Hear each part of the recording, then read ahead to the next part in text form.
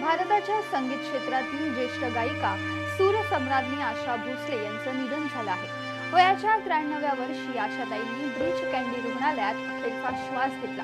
विविध भाषेतून तब्बल 12,000 गाणी गाणारी सुरांची ही मालिका आज काळाच्या पडद्याआड गेली आहे। त्या निमित्ताने त्यांच्या जीवन प्रवासावर एक नजर टाकूया। जन्म आशाताईंचा जन्म 8 सप्टेंबर 1933 रोजी महाराष्ट्रातील सांगली येथे झाला। त्यांच्या संगीताचा प्रवास हा लहानपणापासूनच सुरू झाला होता। आशाताईंनी वयाच्या 9व्याच वर्षी त्यांच्या वडिलांचं छत्र गमावलं। त्यामुळे कुटुंबाला आधार देण्यासाठी त्यांनी अगदी लहान वयातच गाण्यास सुरुवात केली।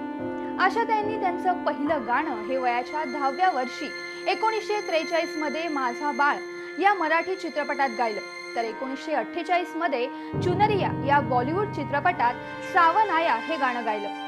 तेव्हापासूनच त्या संगीताच्या जगात सक्रिय झाल्या। लता दीदींसोबत नात्यात दुरावा आशाताईंच्या आयुष्यात खरं वादळ आलं ते जेव्हा त्यांनी वयाच्या 16व्या वर्षी कुटुंबाच्या विरोधात जाऊन लता मंगेशकर यांचे सचिव गणपतराव भोसले यांच्याशी पळून जाऊन लग्न केलं।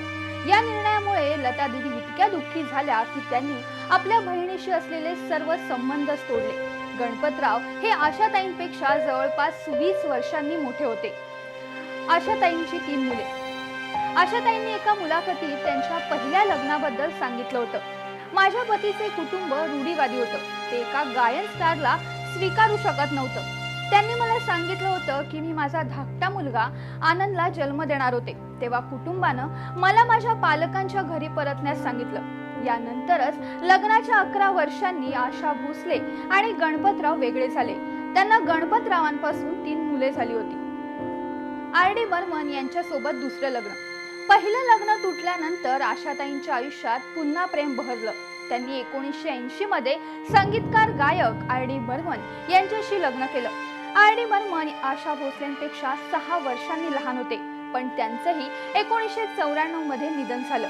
खराब आवाजामुळे स्टुडिओतून बाहेर काढलं।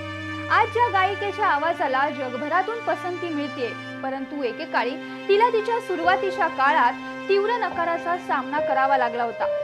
1947 सालची ती घटना होती, जेव्हा आशाताई किशोर कुमार यांच्या सोबत एक गाणं रेकॉर्ड करणार होत्या।